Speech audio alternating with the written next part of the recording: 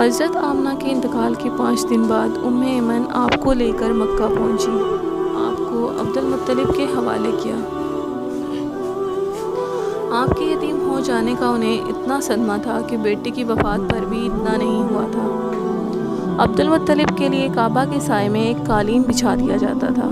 وہ اس پر بیٹھا کرتے تھے اور ان کا احترام اس قدر تھا کہ کوئی اور اس قالین پر بیٹھتا نہیں تھا۔ چنانچہ ان کے بیٹے اور قریش کے سردار اس قالین کے چاروں طرف بیٹھتے تھے، لیکن رسول اللہ صلی اللہ علیہ وسلم وہاں تشریف لاتے تو سیدھے اس قالین پر جا بیٹھتے۔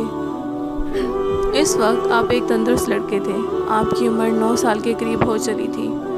آپ کے چچا عبد المطلب کے ادب کی وجہ سے آپ کو اس قالین سے ہٹانا چاہتے تو عبد المطلب کہتے، میرے بیٹے کو چھوڑ دو، اللہ کی قسم یہ بہت شان والا ہے۔ پھر وہ آپ کو محبت سے اس فرش پر بٹھاتے، آپ کی کمر پر شفقت سے ہاتھ پھیرتے، آپ کی باتیں سن سن کر حد درجے خوش ہوتے رہتے۔ کبھی وہ دوسروں سے کہتے، میرے بیٹے کو یہیں بیٹھنے دو، اسے خود بھی احساس ہے کہ اس کی بڑی شان ہے اور میری آرزو ہے یہ اتنا بلند مرتبہ پائے جو کسی عرب کو اس سے پہلے حاصل نہ ہوا ہو اور نہ بعد میں کسی کو حاصل ہو سکے۔ ایک بار انہوں نے یہ الفاظ کہے، میرے بیٹے کو چھوڑ دو، اس کے مزاج میں طبیعت اور بلندی ہے، اس کی شان نرالی ہوگی۔ یہاں تک کہ عمر کے آخری حصے میں حضرت عبد المطلب کی آنکھیں جواب دے گئی تھیں، آپ نابینا ہو گئے تھے۔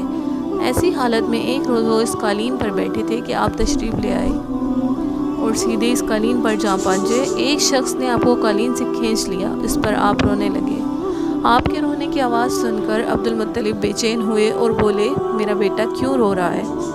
آپ کے قالین پر بیٹھنا چاہتا ہے، ہم نے اسے قالین سے اتار دیا ہے۔ یہ سن کر عبد المطلب نے کہا، میرے بیٹے کو قالین پر ہی بٹھا دو، یہ اپنا رتبہ پہچانتا ہے، میری دعا ہے یہ اس رتبے کو پہنچے جو اس سے پہلے کسی عرب کو نہ ملا ہو، اس کے بعد کسی کو نہ ملے۔ اس کے بعد پھر کسی نے آپ کو قالین پر سے بیٹھنے سے نہیں روکا۔ ایک روز بنو مدلج کے کچھ لوگ حضرت عبد المطلب سے ملنے کے لیے آئے۔ ان کے پاس اس وقت آپ صلی اللہ علیہ وسلم بھی تشریف فرما تھے۔ بنو مدلج کے لوگوں نے آپ کو دیکھا۔ یہ لوگ قیافہ شناس سے آدمی کا چہرہ دیکھ کر اس کے مستقبل کے بارے میں اندازے بیان کرتے تھے۔ انہوں نے عبد المطلب سے کہا، اس بچے کی حفاظت کریں، اس لیے کہ مقام ابراہیم پر جو حضرت ابراہیم علیہ السلام کے قدم کا نشان ہے، اس بچے کے پاؤں کا نشان بالکل اس نشان سے ملتا جلتا ہے۔ اس قدر مشابہت ہم نے کسی اور کے پاؤں کے نشان میں نہیں دیکھی۔ ہمارا خیال ہے یہ بچہ نرالی شان کا مالک ہوگا، اس لیے اس کی حفاظت کریں۔ مقام ابراہیم خانہ کعبہ میں وہ پتھر ہے جس پر حضرت ابراہیم علیہ السلام کعبہ کی تعمیر کے وقت کھڑے ہوئے تھے۔ معجزے کے طور پر اس پتھر پر ابراہیم علیہ السلام کے پیروں کے نشان پڑ گئے تھے۔ لوگ اس پتھر کی زیارت کرتے ہیں، یہی مقام ابراہیم ہے۔ چونکہ آپ حضرت ابراہیم علیہ السلام کی نسل سے ہیں، اس لیے ان کے پاؤں کی مشابہت آپ میں ہونا قدرتی بات تھی۔ ایک روز حضرت عبد المطلب خانہ کعبہ میں حجر اسود کے پاس بیٹھے ہوئے تھے۔ ایسے میں ان کے پاس نجران کے عیسائی آ گئے۔ ان میں ایک پادری بھی تھا۔ اس پادری نے عبد المطلب سے کہا، ہماری کتابوں میں ایک ایسے نبی کی علامات ہیں جو اسماعیل کی اولاد میں ہونا باقی ہے۔ یہ شہر اس کی جائے پیدائش ہوگا، اس کی یہ نشانیاں ہوں گی۔ ابھی یہ بات ہو رہی تھی کہ کوئی شخص آپ کو لے کر وہاں آ پہنچا۔ پادری کی نظر جو ہی آپ پر پڑی وہ چونک اٹھا۔ آپ کی آنکھوں، کمر اور پیروں کو دیکھ کر وہ چلا اٹھا، وہ نبی یہی ہیں، یہ تمہارے کیا لگتے ہیں؟ عبد المطلب بولے، یہ میرے بیٹے ہیں۔ اس پر وہ پادری بولا، اوہ تب یہ وہ نہیں، اس لیے کہ ہماری کتابوں میں لکھا ہے کہ اس کے والد کا انتقال اس کی پیدائش سے پہلے ہو جائے گا۔ یہ سن کر عبد المطلب بولے، یہ دراصل میرا پوتا ہے، اس کے باپ کا انتقال اس وقت ہو گیا تھا جب یہ پیدا بھی نہیں ہوا تھا۔ اس پر پادری بولا، ہاں یہ بات ہوئی نا، آپ اس کی پوری حفاظت کریں۔ عبد المطلب کی آپ سے محبت کا یہ عالم تھا کہ کھانا کھانے بیٹھتے تو کہتے، میرے بیٹے کو لے آؤ۔ آپ تشریف لاتے تو عبد المطلب آپ کو اپنے پاس بٹھاتے، آپ کو اپنے ساتھ کھلاتے۔ بہت زیادہ عمر والے ایک صحابی ہیدا بن معاویہ رضی اللہ تعالیٰ عنہ کہتے ہیں، میں ایک مرتبہ اسلام سے پہلے جاہلیت کے زمانے میں حج کے لیے مکہ معظمہ گیا۔ وہاں بیت اللہ کا طواف کر رہا تھا۔ میں نے ایک ایسے شخص کو دیکھا جو بہت بوڑھا اور بہت لمبے قد کا تھا۔ وہ بیت اللہ کا طواف کر رہا تھا اور کہہ رہا تھا، میرے پروردگار میری سواری کو محمد کی طرف پھیر دے اور اسے میرا دست و بازو بنا دے۔ میں نے اس بوڑھے کو جب یہ شعر پڑھتے سنا تو لوگوں سے پوچھا، یہ کون ہے؟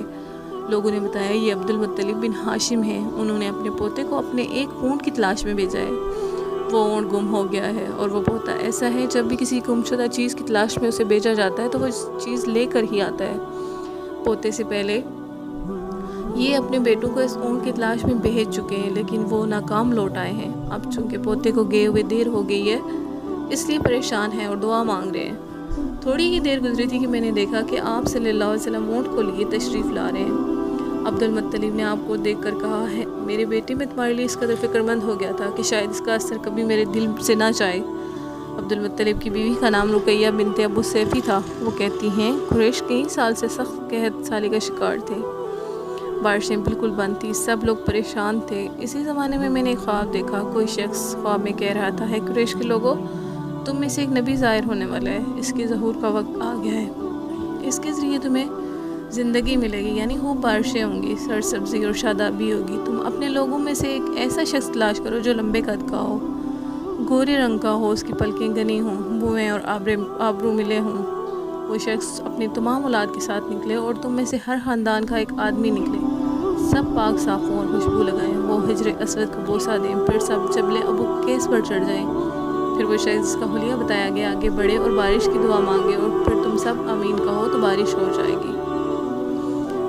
صبح ہوئی تو رقیہ نے اپنا یہ خواب قریش سے بیان کیا۔ انہوں نے نشانیوں کو تلاش کیا تو سب کی سب نشانیاں انہیں عبد المطلب میں مل گئیں۔ چنانچہ سب ان کے پاس جمع ہوئے، ہر خاندان سے ایک ایک آدمی آیا، ان سب نے شرائط پوری کی۔ اس کے بعد سب ابو قیس پہاڑ پر چڑھ گئے، ان میں نبی کریم صلی اللہ علیہ وسلم بھی تھے، آپ اس وقت 9 عمر تھے۔ پھر عبد المطلب آگے بڑھے اور انہوں نے یوں دعا کی، اے اللہ، یہ سب تیرے غلام ہیں، تیرے غلاموں کی اولاد ہیں، تیری باندیاں ہیں اور تیری باندیوں کی اولاد ہیں، ہم پر جو برا وقت آ پڑا ہے تو دیکھ رہا ہے، ہم مسلسل قحط سالی کا شکار ہیں، اب اونٹ، گائے، گھوڑے، خچر اور گدھے سب کچھ ختم ہو چکے ہیں اور جانوروں پر بن آئی ہے، اس لیے ہماری یہ خشک سالی ختم فرما دیں، ہمیں زندگی اور سبزی اور شادابی عطا فرما دیں۔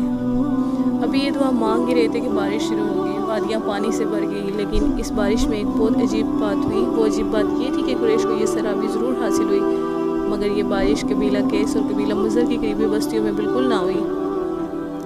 اب لوگ بہت حیران ہوئے کہ یہ کیا بات ہوئی، ایک قبیلے پر بارش اور آس پاس کے سب قبیلے بارش سے محروم۔ تمام قبیلوں کے سردار جمع ہوئے، اس سلسلے میں بات چیت شروع ہوئی۔ ایک سردار نے کہا، ہم زبردست قحط اور خشک سالی کا شکار ہیں، جبکہ قریش کو اللہ تعالیٰ نے بارش عطا کی ہے، اور یہ سب عبد المطلب کی وجہ سے ہوا ہے، اس لیے ہم سب ان کے پاس چلتے ہیں، اگر وہ ہمارے لیے دعا کریں تو شاید اللہ ہمیں بھی بارش دے دے۔ امید ہے دوستوں آپ کو یہ کہانی پسند آئی ہوگی۔ اگر آپ کو پسند آئی ہے تو پلیز میرے چینل کو سبسکرائب کیجیے، اور اگر آپ